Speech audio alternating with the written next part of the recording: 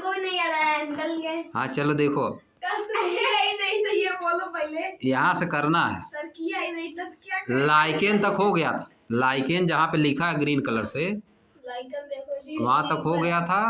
अब कालिदास के बारे में यहाँ जो पढ़ा, here are 2 verses from a long poem by Kalidas. Here are 2 verses by a here are 2 verses from a long poem by Kalidas who lived at least 1500 years ago and is often considered to be the greatest poet of ancient India। यहाँ पे 2 ठे versus दिया गया है, कालिदास की एक लंबी poem का 2 वर्सेज दिया। कालिदास कब रहते थे? हु मतलब जो, किसके लिए? कालिदास के लिए 1500 साल पहले रहते थे। 1500 साल पहले कालिदास जी रहते थे। उनको ऑफन कंसीडर्ड, प्रायः माना जाता है, to be the greatest poet of the ancient India. प्राचीन भारत के बहुत बड़ा पोएट माना जाता है। एंशिएंट इंडिया का बहुत बड़ा पोएट माना जाता है उनको, कि बहुत बड़े थे, बहुत बड़े कवि थे। 1500 साल पहले, 1500 वर्सेज मतलब उसी में से काट के दिया गया है, उसी में से काट के श्लोक दिया गया है। उन्हीं का वर्सेज मतलब क्या चीज़, लंबी पोयम है, उसी में से थोड़ा सा काट लिया गया, उसी में से थोड़ा सा काट लिया गया, उसी को बोला जाता है वर्सेज। जैसे एक पैराग्राफ या 2-4 लाइन काट लिया जाएगा, उसको क्या बोलोगे? वर्सेज बोला जाता है। अब आगे देखो क्या है। In the north rise Himalayas the lord of mountain. North में कौन है? हिमालय खड़ा है। नॉर्थ में हिमालय खड़ा है, और वो क्या है? Lord of mountain. माउंटेन का लॉर्ड है, सभी माउंटेन्स का भगवान है वो। लॉर्ड मतलब भगवान। सभी माउंटेन्स का लॉर्ड किसको बोला जाता है? हिमालय को। लाइक ए लिविंग गॉड, वह कैसा है? एक लिविंग गॉड की तरह है, जैसे एक भगवान होते हैं उसी तरह है। बता रहे हैं हु मेजर्स द अर्थ, जो अर्थ को मापते हैं, जो अर्थ को मापता है। कौन मापता है? Himalaya. And stretches from the western to the eastern ocean, और कहाँ तक फैला है? वेस्टर्न ओशन से ईस्टर्न ओशन तक फैला है। वेस्ट में जो ओशन है वहाँ से ईस्ट में जो ओशन है वहाँ तक फैला हुआ है। यह है इसका मीनिंग। वो तो संस्कृत में लिखे थे, उसी को इंग्लिश में ट्रांसलेट कर दिया गया है, समझिए। अब देखो सेकंड वाला क्या है? From it. फ्रॉम इट मतलब इससे। द विंड कम्स डाउन, इससे विंड आती हैं। इससे क्या आती हैं? विंड आती हैं। Carrying spray from descending Ganga. Carrying spray from descending Ganga, वे गंगा से वहाँ से क्या लेकर आती हैं? स्प्रे लेकर आती हैं। जैसे स्प्रे मारा जाता है ना, स्प्रे जैसे मारा जाता है, वो जो विंड आती है वो सब स्प्रे लेके आती हैं गंगा से। गंगा नदी से क्या लेकर आती हैं? स्प्रे। वहाँ से पानी लेके आती हैं, फुहारा पानी वाला। शेकिंग द देवदार ट्री, देवदार ट्रीज को हिला देती हैं। हवा जो आती है वो देवदार के ट्रीज को हिलाती है। जो opening the peacock's tail, opening the peacock's tail, वे पीकॉक की जो मोर होते हैं उनकी पूंछों को खोल देती हैं, यानी पीकॉक्स टेल फीदर्स, उनके पंख को सब नाचने लगते हैं, डांस करने लगते हैं। पीकॉक पंख खोल देने का मतलब वही डांस करने लगते हैं जी। जब पीकॉक जो पंख खोल देता है तो डांस न करता है। जब बरसात होने वाली रहती है, अच्छा तो कलिया में डांस कर रहा था, बरसात नहीं हुई। फिर आगे देखो। Cooling the mountain people after they hunt deer. Cooling the mountain people, जो माउंटेन के जो लोग हैं उनको राहत पहुंचाती हैं, ठंडा कर देती हैं। उनको क्या कर देती हैं? ठंडाई दे देती हैं। आफ्टर दे हंट डियर, जब वे डियर का शिकार कर चुके होते हैं तब उनको ठंडाई कर देती हैं। यानी डियर का शिकार करने के लिए दौड़ते हैं लोग, हिरन का शिकार करने के लिए क्या करते हैं? दौड़ते हैं।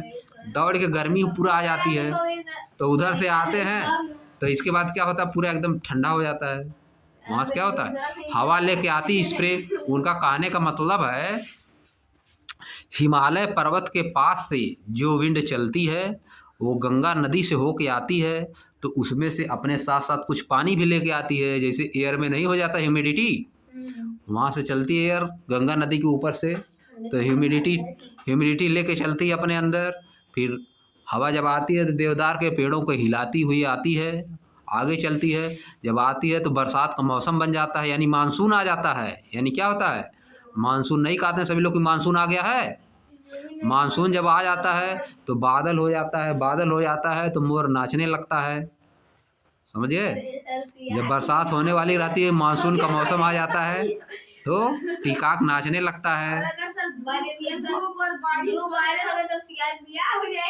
और लोगों को आराम मिलने लगता है, लोगों को आराम मिलने लगता है। बारिश होने लगती है तो लोगों को आराम मिलने लगता है। कहने का मतलब ये है।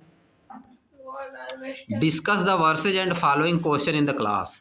डिस्कस द वर्सेज, जो वर्सेज जो दोनों दिए गए हैं ऊपर, उनको डिस्कस करिए। एंड फॉलोइंग क्वेश्चन, नीचे दिए गए क्वेश्चन को भी डिस्कस करिए। क्या है क्वेश्चन, देखो। What are the western to eastern ocean. Western से ईस्टर्न ओशन क्या चीज़ है, वेस्टर्न से ईस्टर्न ओशन क्या चीज़ है। Can you locate them as well as the lord of mountain. क्या आप वेस्टर्न से ईस्टर्न ओशन को और लॉर्ड ऑफ माउंटेन को मैप में लोकेट कर सकते हैं कि ये कहाँ पे है। मैप में कहाँ है। लॉर्ड ऑफ माउंटेन कौन है, हिमालय। अब यही बताना है कि हिमालय मैप में कहाँ है। इंडिया के नॉर्थ ईस्ट में है, इंडिया के नॉर्थ ईस्ट में। इंडिया और नेपाल के बीच में है, बीच में नहीं है।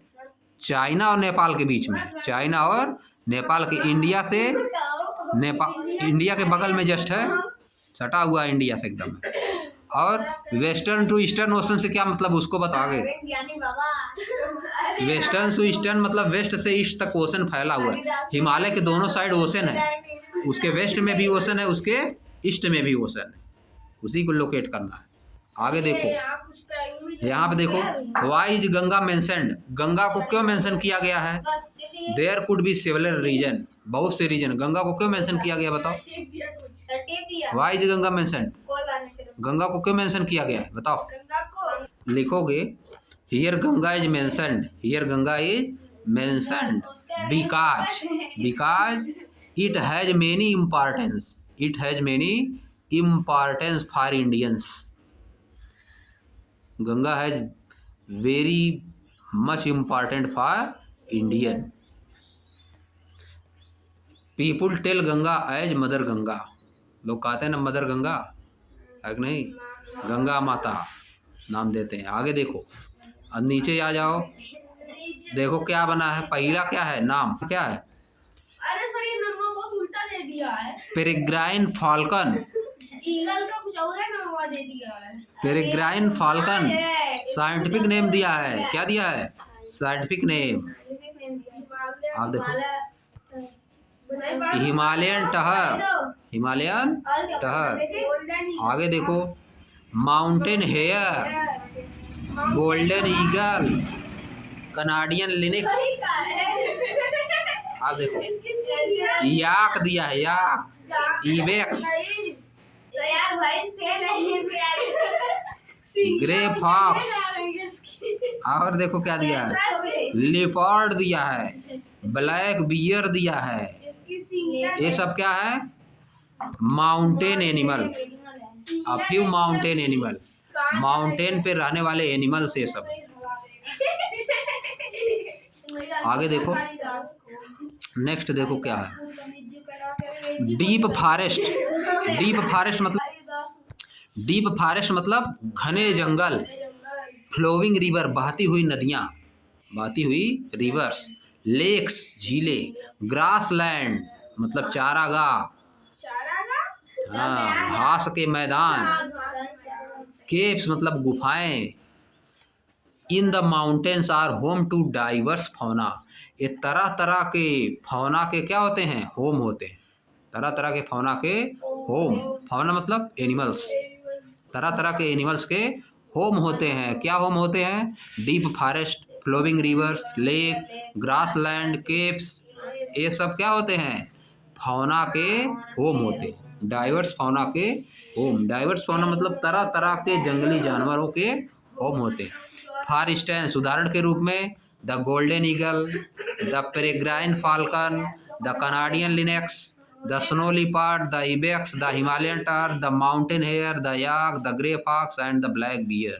इनाम दिया है, गोल्डन ईगल उसको दिखा हो गया। डोंट मिस आउट, मिस नहीं करना अगला वाला। मिस कर दिए जाइए। देखो, Ganga is the Indian name of the largest river originating in the Himalaya. Ganga जो है इंडिया की सबसे बड़ी रिवर का नाम है, जो कि कहाँ से निकलती है? हिमालय से। गंगा कहाँ से निकलती है? हिमालय से। इन इंग्लिश में Ganga is also used, English में भी क्या इसको बोला जाता है? GANGES बस लिख दिया जाता है। हिंदी में लिखेंगे GANG, ये गंगा होता है। अगर इंग्लिश में लिखना, अंग्रेज इसको क्या बोलते हैं? Ganges, GANGES। Is also use nearly, कितना लंबी है? 2500 किलोमीटर लॉन्ग, 2500 किलोमीटर लंबी है। This river has numerous tributaries, इस नदी के पास बहुत सी ट्रिब्यूटरीज हैं। ट्रिब्यूटरीज मतलब उसमें से छोटी छोटी नदी निकली है।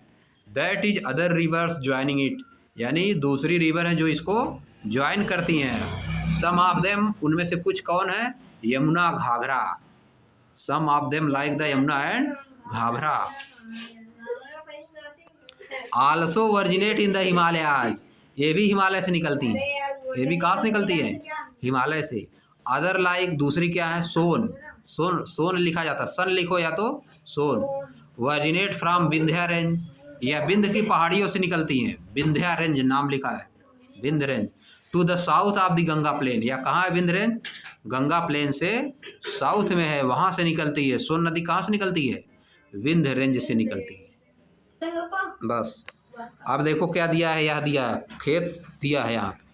Terash farming in north India, north India में खेत इसी तरह से फार्मिंग की जाती है, खेतों की मेड़ बना दी जाती है। देखो वहाँ ढालू रहता है, देखो ढालू बना दिया जाता है। ढालू है ना, तो छोटे छोटे पार्ट में काट के किया जाता है। देखो, ताकि पानी नहीं तो सब उधर सरक जाएगा एक साइड। धान है, सब सरक जाएगा पानी उधर। देखो उधर पानी जा रहा है, उधर नीचे जिधर उस साइड जा रहा है, ईस्ट की साइड, उतने पानी उधर है। ढालू है उधर। बहुत बड़ी बड़ी पेड़ है। बड़ी बड़ी मेड़ बनाया ताकि पानी ज़्यादा नहीं इधर से उधर जाए। हम लोग बनने लगेंगे 2 महीना रुक जाए। आगे देखो क्या दिया है। टेरेन, टेरेन लिखा है बगल में। टेरेन क्या चीज़ होता है? Terrains, TERRAIN, a place or stretch of land. A place or stretch of land. A place है या तो लैंड का फैलाव है। लैंड का क्या है? फैलाव। From the point of view of its physical features, कहाँ से? From the point of view of its physical features, जहाँ से इसका दिख रहा है। ये देखो यहाँ पे ट्रेन लिखा है ना, यही ट्रेन है जो बना है। क्या है? ट्रेन है, ट्रेन नाम है, TERRAIN। अब देखो life in the mountain, mountain पे लाइफ कैसी होती है? माउंटेन पे लाइफ कैसी होती है? देखो, the mountain terrain is usually rugged और रफ। माउंटेन पे जो टेरेन मतलब प्लेन, माउंटेन पे जो होता है जगह, प्लेस होता है, वो कैसा होता है? एजुअली रग्ड और रफ होता है। रग्ड और रफ, ऊंचा खाला होता है, रफ होता है, मतलब प्लेन एकदम नहीं होता है, समझिए। एंड हैज स्टीप स्लोप, और कैसा होता है? ढालू स्लोप होता है। स्लोप उसका ढालू। स्टीप स्लोप मतलब ज़्यादा ढाल होता है, जैसे सरका जाता है। सरकने वाला क्या होता है? जो सरकर जाता है जी, उस पर जिससे स्लिप करते हैं सभी स्कूल में भी लगता है, समझिए। उसी को बोला जाता है स्टीप स्लोप। उसी तरह स्लोप को क्या बोलते हो? Steep slope. जो स्लाइडर होता है जिसपे सरकते हैं छोटे छोटे बच्चे, चढ़ जाएंगे ऊपर, फिर सरकेंगे उसी पर से, समझिए। पानी में भी मूवी वूवी में रहता है, पानी में सब जाते हैं सरकते हुए। स्कूल में भी रहता है, बहुत स्कूल में। देखो, दिस मीन्स दैट, इसका मतलब this means that the regular farming can only be practised in some valleys, यानी रेगुलर फार्मिंग यानी लगातार खेती जो है कुछ ही वैलीज में हो पाती है, कुछ ही जगह पे हो पाती है। Cultivation is practised on the slope, cultivation slope पे किया जाता है by cutting step into the slope. Slope में स्टेप स्टेप काट के, जो जिस तरह का बना था, मेड़ बना दी गई थी ना, उसी तरह से काट काट के खेती की जाती है। This is called terrace farming. इसको क्या बोला जाता है? टेरास फार्मिंग बोला जाता है। इन मेनी माउंटेन्स, बहुत से पर्वतों पर, रीजन्स ऑफ द वर्ल्ड, संसार के बहुत से पर्वतों पर क्या होता है? Herding is preferred occupation over agriculture. Herding prefer किया जाता है। हर्ड मतलब herding is preferred occupation over agriculture. Agriculture वहाँ पे कम किया जाता है। माउंटेन रीजन में एग्रीकल्चर कम होता है, वहाँ पे हर्ड किया जाता है। हर्ड मतलब पशुओं का पालन किया जाता है। हर्डिंग मतलब पशुओं का पालन किया जाता है। समझिए। आगे देखो, tourism is often an important source. Tourism एक बहुत बड़ा सोर्स है of income for the people living in the mountains. Mountain में जो लोग रहते हैं वहाँ पे लोग टूरिज्म करने जाते हैं, घूमने जाते हैं। माउंटेन में क्या करने लेकर जाते हैं? घूमने। तो उससे लोगों को पैसा मिलता है, इनकम उसी से होता है। समझिए। का पालन पोषण करते हैं यही गाय भैंस जो उस तरह होती है। आप देखो यहाँ पे आगे क्या लिखा है? The crisp mountain air and scenic beauty attract many tourist. यहाँ की जो क्रिस्प माउंटेन है, क्रिस्प माउंटेन मतलब, और सीनिक ब्यूटी, वहाँ पे ब्यूटी देखने पे अच्छा लगता है ना, पर्वत पहाड़ों पे जाओगे देखने में अच्छा लगेगा। क्रिस्प माउंटेन और सीनिक ब्यूटी मतलब जो सुंदरता वहाँ पे, वही सब टूरिस्ट को अट्रैक्ट करती है, इसीलिए वहाँ पे लोग घूमने जाते हैं। समझिए। Some tourist also go to the mountain for sports such as skiing, hiking, mountaineering and paragliding. कुछ लोग किस लिए जाते हैं? कुछ टूरिस्ट किस लिए जाते हैं? स्पोर्ट के लिए जाते हैं। फॉर स्पोर्ट जैसे कि स्कीइंग, फिसलते हैं साहब, हाँ बहुत तेज़ी से। हाइकिंग चढ़ाई करते हैं साहब। माउंटेनरिंग माउंटेन पे चढ़ाई करते हैं। पैराग्लाइडिंग करते हैं।